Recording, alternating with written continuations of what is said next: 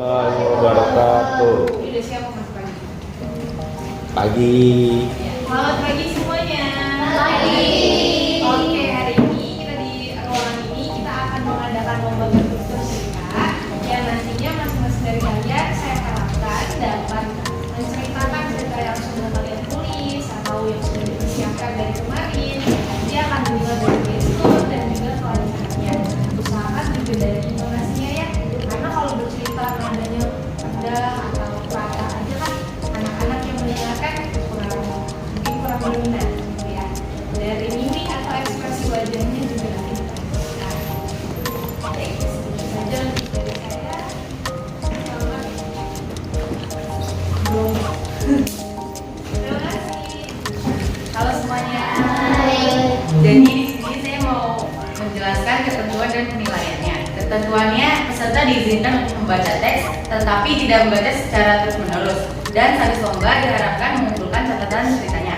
Kemudian penilaiannya dinilai dari gestur dan kelancaran dalam bercerita. Terima kasih, semangat semuanya. Dari kelas 7.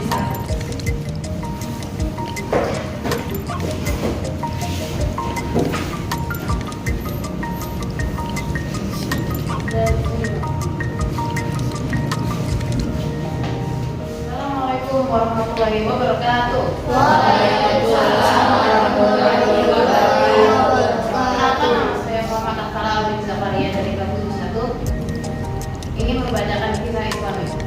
Sebelum kita mulai, pertama-tama marilah kita panjatkan puji syukur kepada Allah Subhanahu wa taala atas keberkahan kita yang masih bisa berkumpul di sini.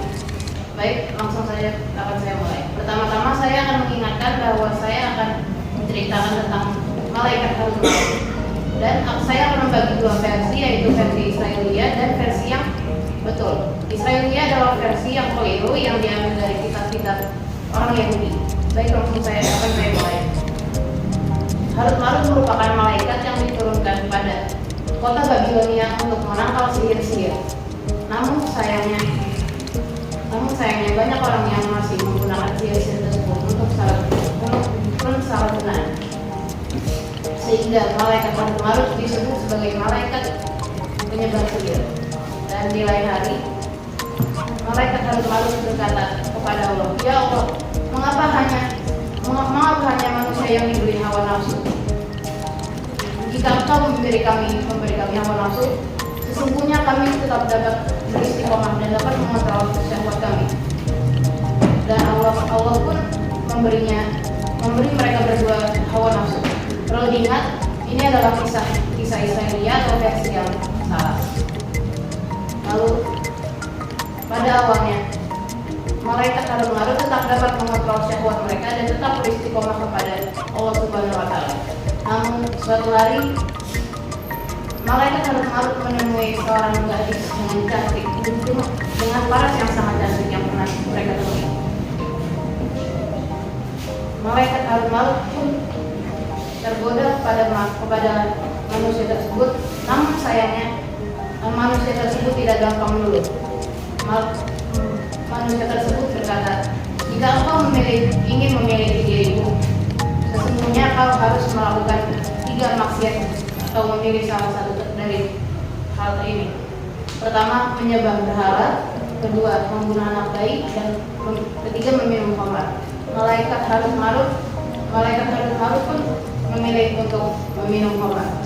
Saat malaikat Harut Marut meminum khamar, malaikat Harut Marut pun kehilangan akal atau mabuk yang menjadikan mereka berdua melakukan 3 maksiat yang diberi pilihan oleh wanita tersebut. Mengetahui hal tersebut, Allah pun murka dan menghukum malaikat Harut Marut dengan hukuman menggantung malaikat Harut Marut di atas kota Babilonia dengan posisi kaki di atas dan kepala di bawah. Dalam posisi tersebut, malaikat Harut Marut melakukan maksiat yang sangat keji, yaitu menyebarkan ilmu untuk melakukan sihir. Yang kedua, saya akan meluruskan cerita tersebut dengan versi yang benar. Versi yang benar adalah malaikat Harut Marut tidak pernah menyebarkan sihir. Yang benar adalah para syaitanlah yang mencuri kabar dari langit untuk diberikan kepada dukun. Lalu para dukun tersebut pun meminta terus kabar-kabar dari langit kepada syaitan. Pada awalnya kabar-kabar yang diberi oleh syaitan adalah kabar yang benar. Namun lama-kelamaan kabar-kabar yang diberi syaitan pun menjadi salah dan menjadi fitnah. Namun sayangnya orang-orang pada zaman itu malah mencatat informasi-informasi tersebut untuk dijadikan kitab sihir. Mengetahui hal tersebut, Nabi Sulaiman pun menarik buku-buku tersebut dari peredaran dan menguburnya di bawah singgasana Nabi Sulaiman, Nabi Muhammad alaihissalam. Pada saat itu tidak ada satupun makhluk hidup yang dapat mengambil buku-buku tersebut dari singgasana Nabi Sulaiman. Jika para syaitan ini mencoba untuk mendekat kepada singgasana Nabi Sulaiman, mereka akan terbakar. Setelah wafatnya Nabi Sulaiman alaihissalam, syaitan pun menyerupai manusia untuk mengatakan, "Wahai manusia, apakah kalian ingin harta yang tidak akan habis-habisnya?" Manusia itu pun berkata, "Ya, kami mau."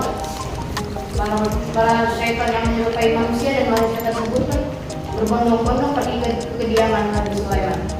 Saat menggali tanah di bawah singgasana Nabi Sulaiman, para manusia pun menemui bahwa adanya buku-buku sihir yang ditarik dari peredaran, sehingga itu membuat fitnah sebagai Nabi Sulaiman lah yang menyebut sebagai Nabi Sulaiman adalah penyihir. Sekian cerita yang dapat saya sampaikan. Saya Muhammad Asal kami itu berdiri. Assalamualaikum warahmatullahi wabarakatuh. Peserta selanjutnya dari kelas 81.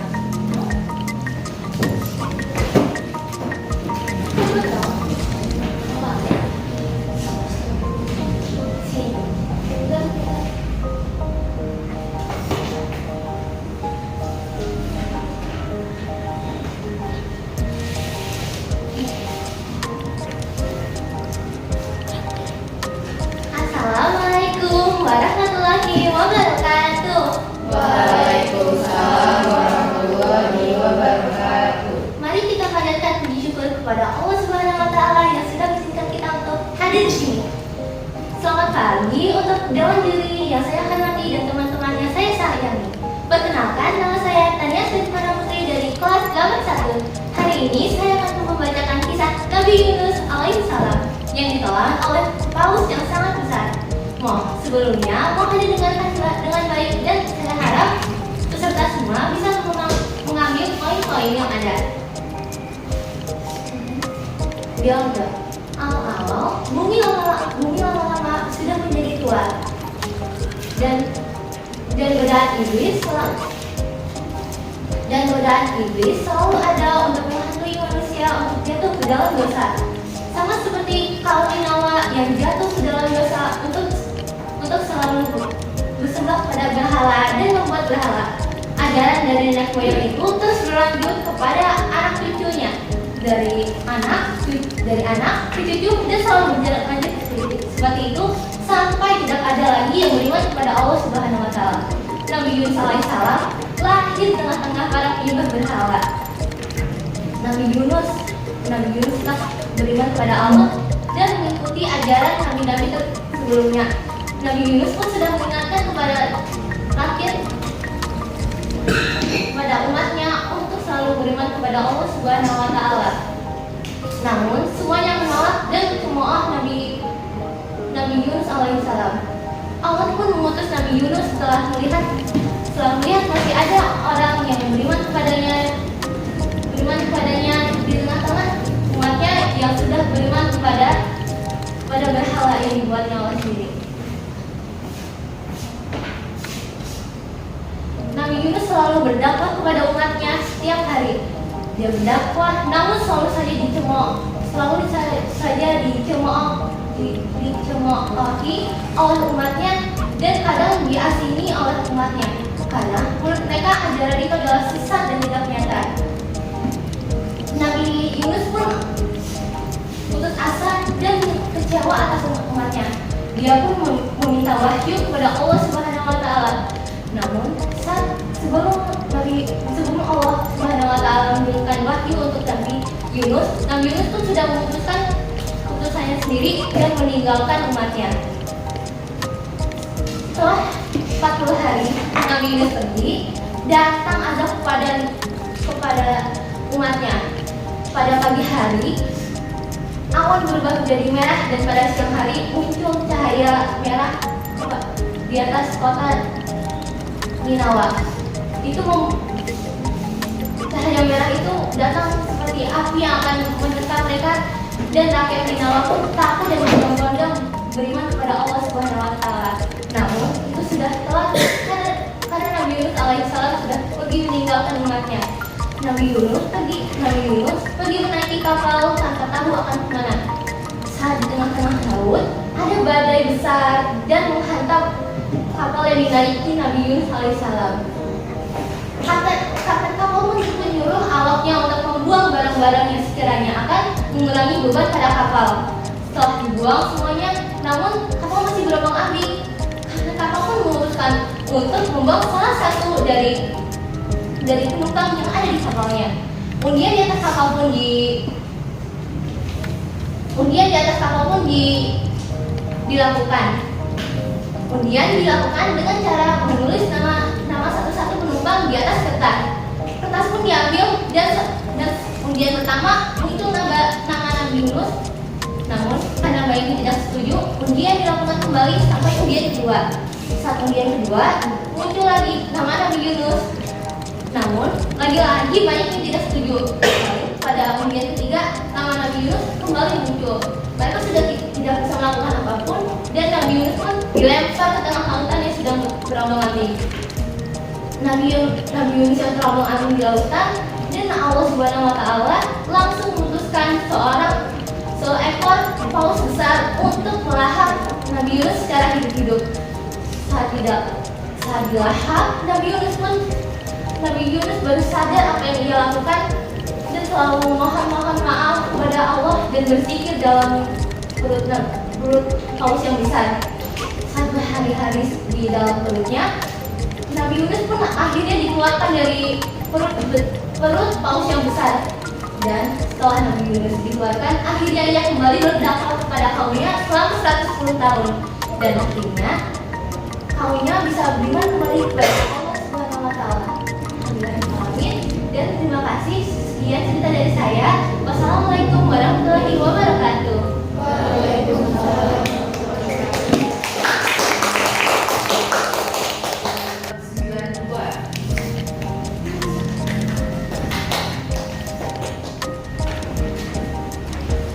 Assalamualaikum warahmatullahi wabarakatuh. Waalaikumsalam warahmatullahi wabarakatuh. Perkenalkan, nama saya Rina Dewiarsi dari kelas 92.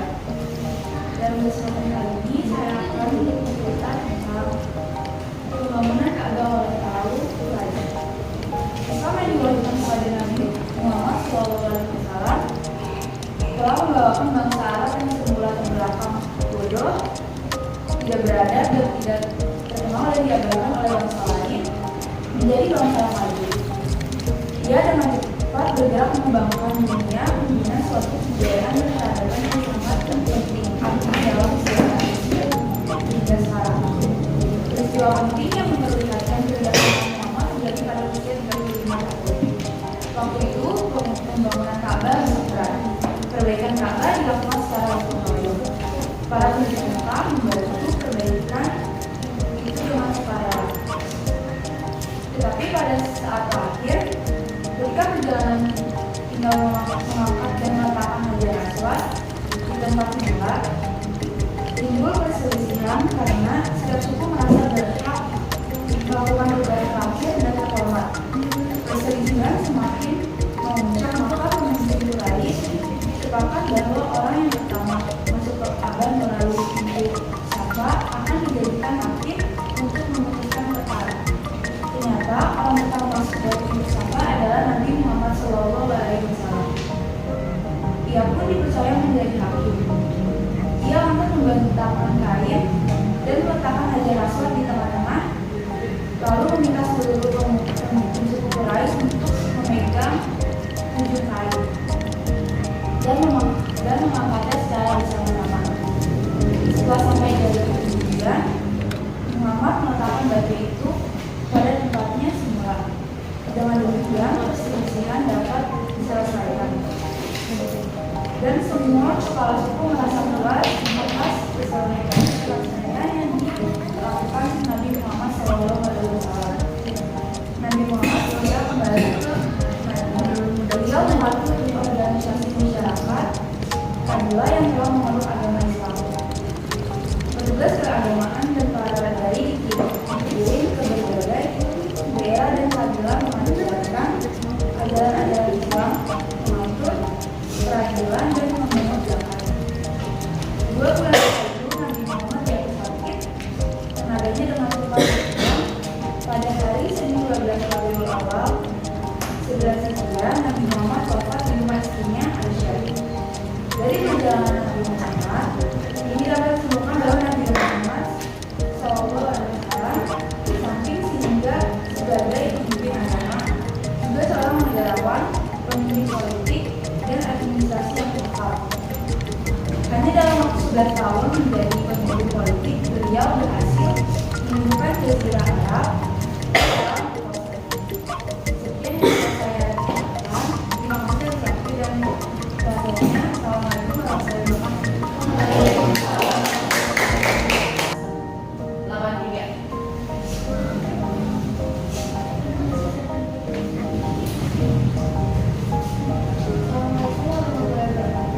Waalaikumsalam warahmatullahi wabarakatuh.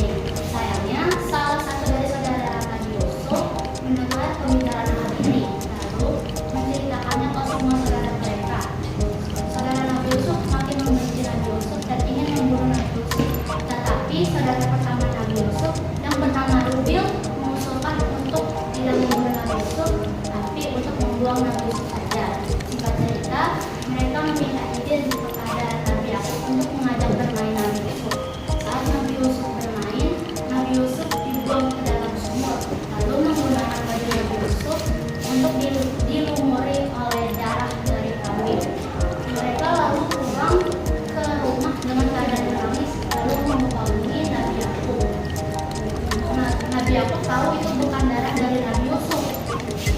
Dia tahu bahwa Nabi Yusuf itu masih hidup. Nabi Yakub tapi tetap menangis sampai hampir luka karena tidak tahu keberadaan Nabi Yusuf.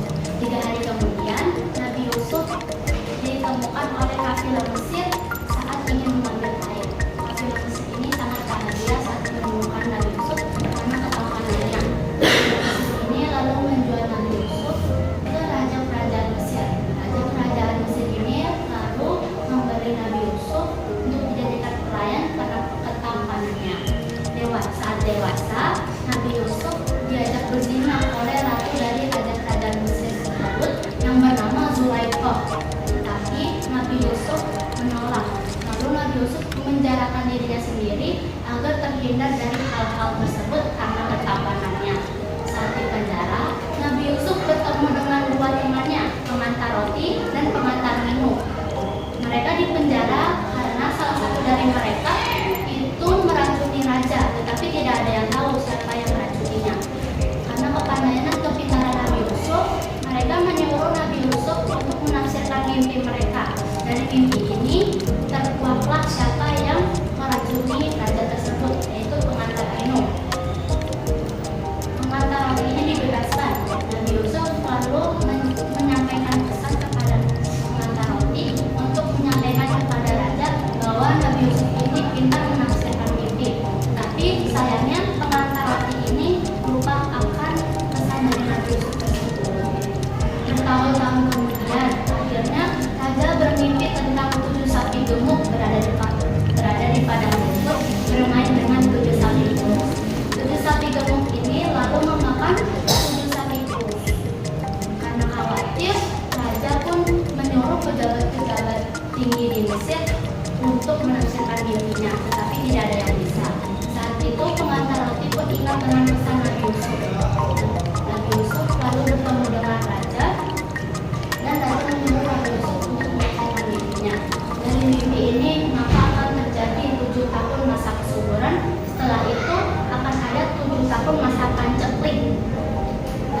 Nabi Yusuf lalu memberikan solusi untuk mengatasi masa panceklik ini yang berlangsung lama. Raja terkagum dengan kepintaran Nabi Yusuf, lalu ingin mengangkatnya menjadi pejabat tinggi di negara Mesir ini. Karena kepintaran dan kejujuran Nabi Yusuf dijadikan petinggi keuangan di kerajaan Mesir ini. Pada masa panceklik, berkat Nabi Yusuf, anak kerajaan Mesirlah yang menjual bahan makanan. Setelah itu, saudara-saudara Nabi Yusuf pergi ke kerajaan Mesir untuk membeli bahan makanan tersebut. Tapi tidak ada yang mengenali Nabi Yusuf. Nabi Yusuf pun menyuruh mereka untuk menceritakan tentang keluarga mereka. Mereka menceritakan bahwa ayah mereka yaitu Nabi Yakub hampir buta karena terus menangisi putranya yang telah meninggal, yaitu Nabi Yusuf. Dan mereka tidak membawa salah satu saudara mereka, yaitu saudara terakhir yang bernama Bunyamin. Bunyamin ini tidak ikut dalam pembuangan Nabi Yusuf karena dirinya yang masih kecil. Bunyamin ini adalah salah satu anak yang disayangi oleh Nabi Yakub. Setelah itu, Nabi Yusuf menyuruh mereka untuk kembali pulang, lalu kembali ke kerajaan Mesir ini untuk membawa Bunyamin. Sebagai gantinya, Nabi Yusuf akan memberikan bahan makanan. Saat mereka pulang, mereka bertemu dengan Nabi Yakub, lalu menceritakan hal itu kepada Nabi Yakub. Nabi Yakub menolak karena takut Bunyamin akan seperti Nabi Yusuf. Tapi mereka terus memohon dan memohon. Akhirnya Nabi Yakub memberikan janji kepada mereka untuk selalu menjaga Bunyamin saat di kerajaan Mesir. Lalu mereka kembali ke kerajaan Mesir. Yusuf dan Bunyamin bertemu. Yusuf memberitahu kepada Bunyamin bahwa dia adalah Yusuf. Bunyamin merasa senang dan gembira, tetapi Yusuf memberitahu kepada Bunyamin sekali lagi bahwa tidak boleh memberitahukannya kepada siapapun. Setelah itu, Nabi Yusuf memberikan baju yang ia kenakan saat dibuang ke sumur, lalu menyuruhnya untuk memberikan ke Nabi Yakub untuk mengusapkannya ke mukanya. Setelah singkat cerita, Nabi Yusuf menaruh timbangan emas berlapis berlian di kantung bahan makanan Bunyamin. Itu membuat Bunyamin tertahan di kerajaan. Tapi karena ingat janji dari Nabi Yakub,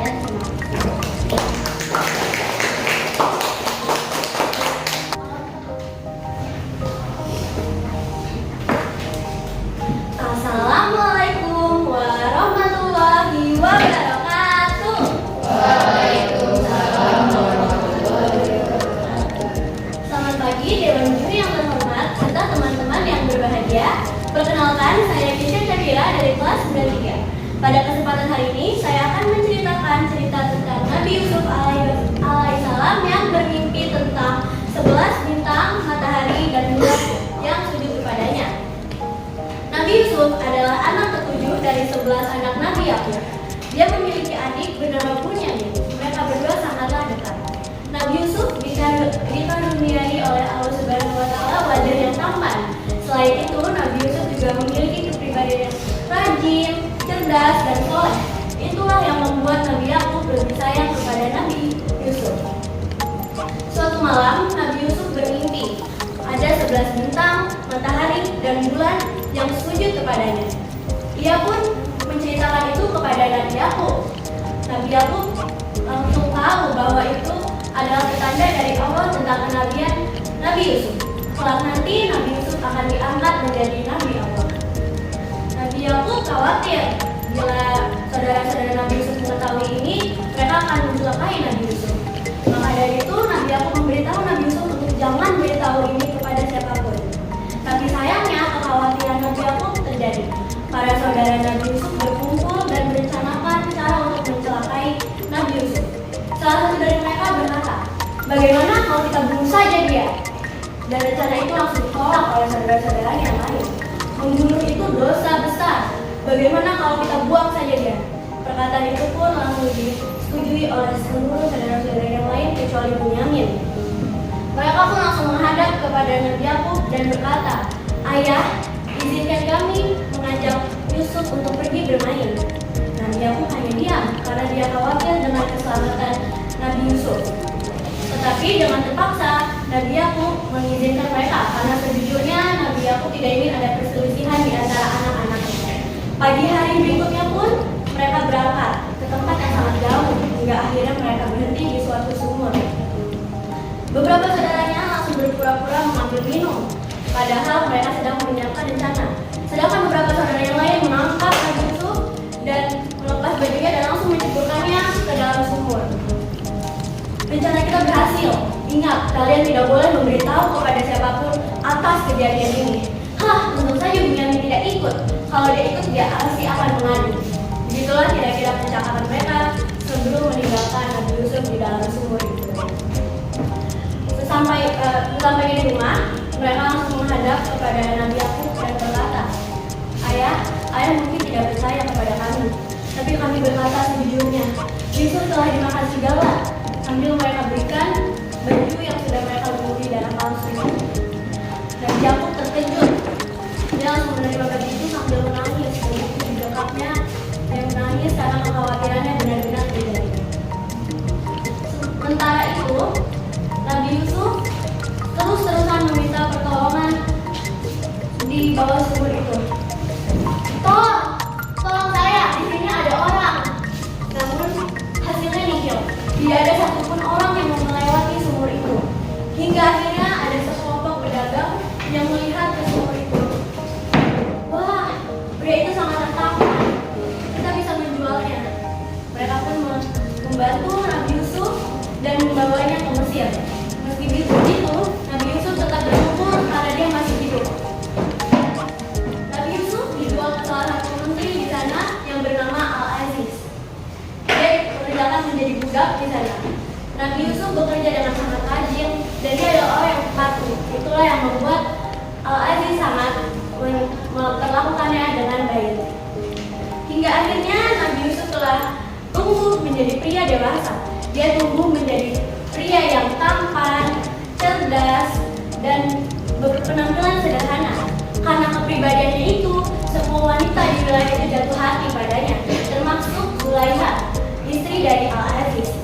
Zulaiha selalu mencoba menggoda Nabi Yusuf, tapi Nabi Yusuf tidak pernah menghiraukannya.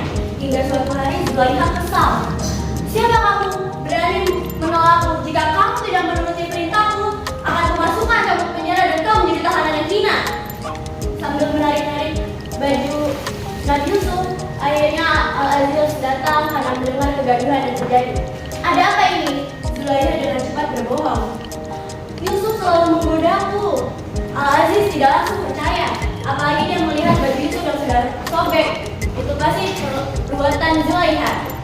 Namun, Tuan Al-Aziz tidak ingin cerita ini tersebar kemana-mana. hingga akhirnya dia tetap memasukkan Nabi Yusuf ke dalam penjara. Di sana Nabi Yusuf lebih bersyukur karena tidak harus mendapatkan godaan dari Zulaikha, dan waktu dia di dalam tahanan dia gunakan untuk melakukan dakwah. Dengan kecerdasannya juga dia bisa menafsirkan mimpi orang.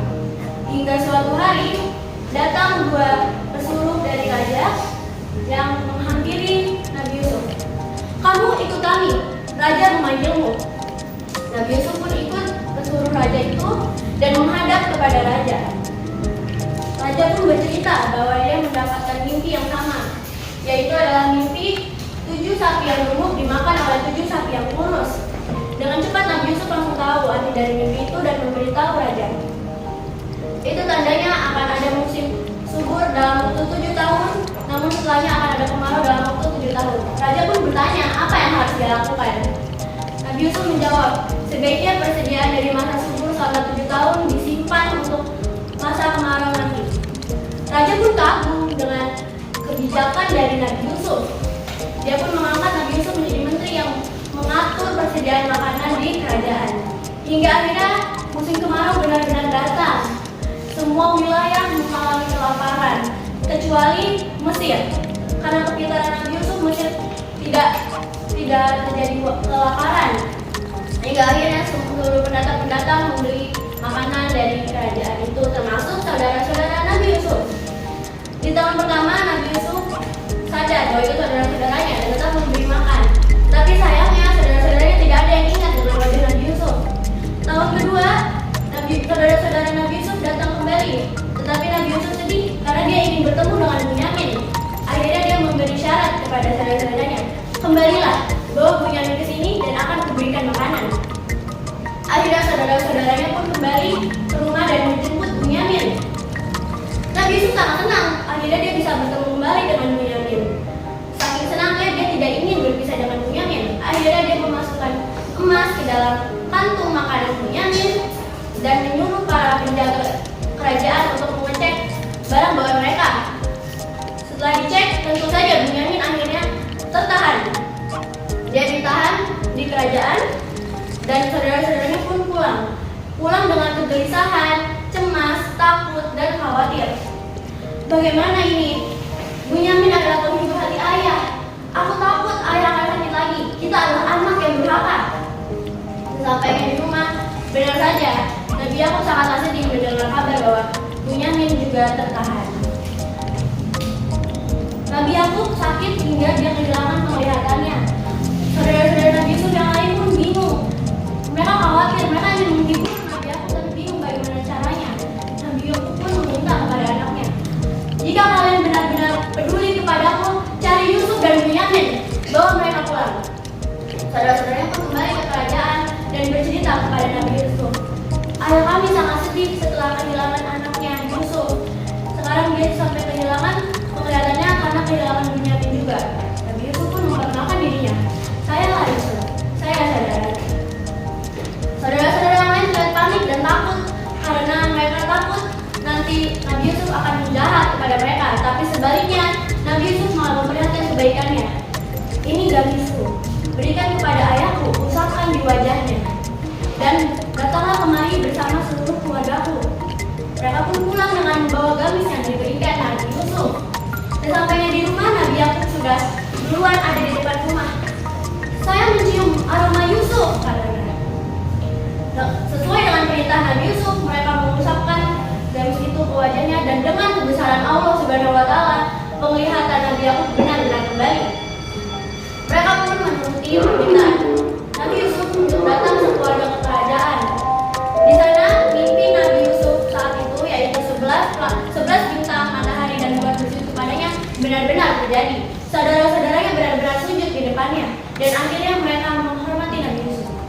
Itu dia cerita Nabi Yusuf alaihissalam yang bermimpi tentang 11 bintang, matahari, bulan yang sujud kepadanya.